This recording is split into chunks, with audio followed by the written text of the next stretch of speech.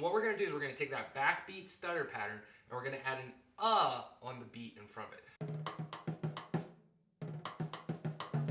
Hey guys, Kyle here for another edition of Woodshed Wednesday. Thank you so much for stopping by. Today we're back at the kit and we're continuing our conversation on ghost notes. And the groove we're working on today actually combines some of the patterns we've worked on so far.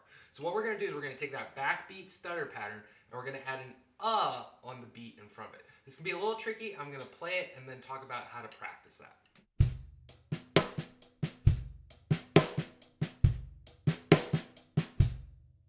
Really cool groove. The trick of it is you have a ghost note leading into an accent and then you have a ghost note immediately after it. And that can be a little tough on the left hand, so you want to practice just that snippet of the groove. And practice those differences in stick heights. Practice that by itself and then slowly add in the rest of the beat. Here it is a little faster.